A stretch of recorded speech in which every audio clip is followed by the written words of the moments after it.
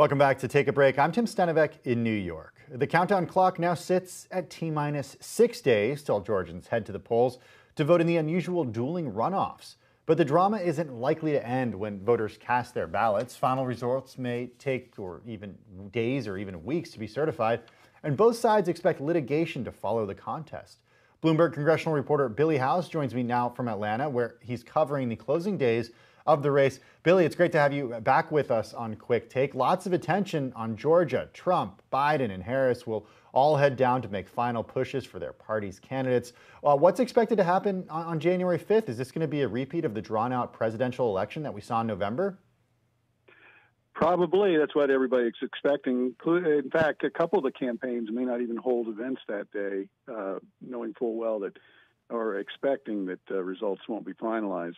Of course, the night before, you'll have both President Trump and incoming President Joe Biden down there giving a one last punctuated push for their side.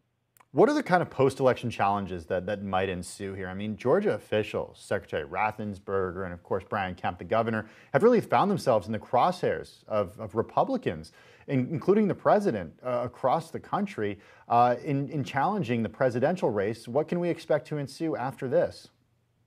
More of the same. In fact, more of the same, though, this time from both sides. Already, the Democrats, John Ossoff and Raphael Warnock, are suggesting that there's been some fooling around with bouncing people off voter rolls. On the other side, Senators Perdue and his fellow Republican Kelly Loeffler say they have people on the ground looking out for more shenanigans, quote unquote, and so both sides are poised to launch legal attacks right away.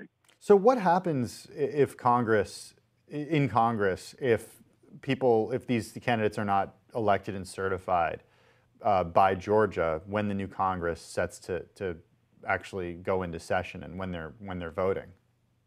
Well, that's an interesting question because there's twists to that.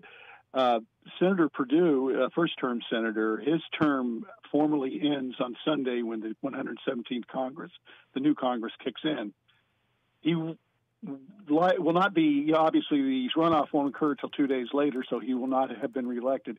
He cannot be seated under Georgia law until he is certified the winner, if he ends up being the winner. Wow. It's a little different for Kelly Loeffler because she's filling out the last 2 years of a former senator's term, and so she'll remain in the Senate until a winner is certified in that race and be seated no matter what. Well, speaking of the Senate, Billy, I want to get your take on Josh Hawley, Republican from Missouri.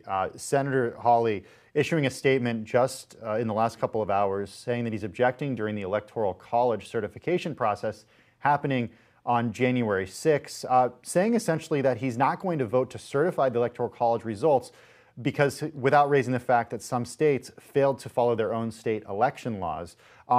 He said he is going to object during the certification process on January 6th and raise critical issues. What does this mean for the certification process? What it means essentially is that both chambers will have to go and vote on whatever matters he objects to. And it's a fait accompli that, as Nancy Pelosi said today, that Joe Biden will be declared the winner. But what Hawley is doing is making a point, apparently, to suggest either he, A, truly believes there were some problems, or B, he's playing to Trump and Trump's voters with whatever future, hopes he has for higher office.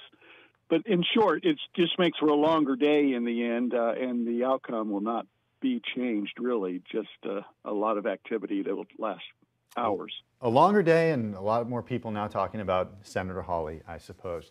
Bloomberg's Billy Howes in Atlanta. Billy, it's always great when you join us. Happy New Year, and thanks so much for your time.